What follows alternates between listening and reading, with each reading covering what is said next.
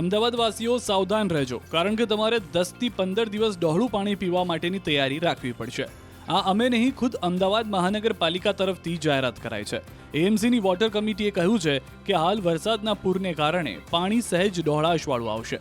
પ્લાન્ટમાં શુદ્ધિકરણ કર્યા બાદ પણ એ થોડું ડહોળું દેખાશે. એટલા માટે જ્યાં સુધી ડહોળાશ નીચે બેસી ન જાય ત્યાં સુધી આ સમસ્યા રહેશે. આથી એએમસી દ્વારા અપાતું પાણી હાલ ઉકાળીને પીવું હિતાવહ હોવાનું જણાવાયું છે. ખાસ કરીને નવા પશ્ચિમ ઝોન તથા પશ્ચિમ ઝોનના કેટલાક વિસ્તારમાં આવતા પાણીમાં આ સમસ્યા રહી શકે છે. એટલે તમામ શહેરીજનોએ સાવધાની રાખવી હિતાવહ છે. અત્યારે અમદાવાદની અંદર લગભગ આપણે આખા અમદાવાદમાં 1600 ml પાણી આપતા હોઈએ છીએ. અત્યારે વરસાદ જે પડ્યો એ વરસાદના હિસાબે નદીઓમાં પૂર આવ્યા એના હિસાબે જે ડોળાશ હોય એ ડોળાશ વધી ગઈ. પહેલાં જે પાણી હોય એ પડતર પાણી હોય એટલે થર નીચે માટી નીચે બેસી ગઈ હોય. અત્યારે ડોળું એટલું બધું છે, ટર્બિલિટીવાળું પાણી આવે છે. એ ટર્બિલિટીના હિસાબે અત્યારે જે આપણે ફિલ્ટર કરીએ તો આમ એવરેજ 10ની ટર્બિલિટી હોય એની જગ્યાએ અત્યારે 20 કે 22ની ટર્બિલિટી આવતી હોય છે. એટલે સહેજ ડોળાશ પડતું દેખાય. એટલે આવનારા દિવસોમાં જે અઠવાડિયું 10 દાડા છે, જે થોડુંક ત્યાં ડોળાશ થોડી ઓછી નહીં થાય ત્યાં સુધી આ 10-15 દિવસ સુધી સહેજ ટર્બિલિટીવાળું પાણી આવશે. એટલે અત્યારે નર્મદાની કેનાલનું જે પાણી છે એ લગભગ 400 ml, આપણે 1600 mlમાંથી 400 ml નર્મદાનું પાણી લઈએ છીએ. એટલે અત્યારે ખાસ નર્મદા 400 ml જે પાણી સપ્લાય કરીએ છીએ મોટાભાગે નવા પશ્ચિમ ઝોનમાં અને અમુક પશ્ચિમ ઝોનના અમુક વિસ્તારો છે ત્યાં આપણે આ પાણી આપીએ છીએ. એટલે આ પાણી જે આપીએ છીએ ત્યાં આગળ ટર્બિલિટીનું પ્રમાણ થોડુંક રહેશે. એટલે આ પાણીને ઉકાળીને પીવો, એમનો પણ પીવાથી કોઈ વાંધો નથી, પણ ઉકાળીને પીવો તો સારું રહે. એટલે નગરજનોને એટલી વિનંતી કે પાણી ઉકાળીને પીએ તો આ પાણીને કોઈ નુકસાન થશે નહીં. અમદાવાદવાસીઓ સાવધાન રહેજો, કારણ કે તમારે 10 થી 15 દિવસ ડહોળું પાણી પીવા માટેની તૈયારી રાખવી પડશે. આ અમે નહીં, ખુદ અમદાવાદ મહાનગરપાલિકા તરફથી જાહેરાત કરાઈ છે.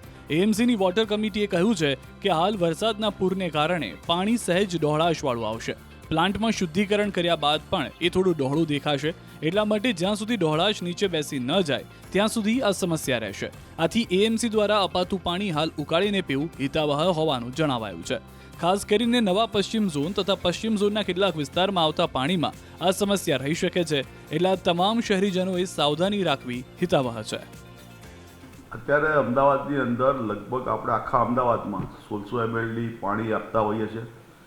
અત્યારે વરસાદ જે પડ્યો એ વરસાદના હિસાબે નદીઓમાં પૂર આવ્યા એના હિસાબે જે ડોળાશ હોય એ ડોળાશ વધી ગઈ.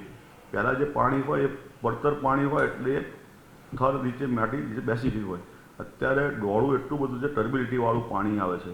એ ટર્બિલિટીના હિસાબે અત્યારે જે આપણે ફિલ્ટર કરીએ તો આમ એવરેજ 10ની ટર્બિલિટી હોય એની જગ્યાએ અત્યારે 20 કે 22ની ટર્બિલિટી આવતી હોય છે. એટલે સહેજ ડોળાશ પડતું દેખાય.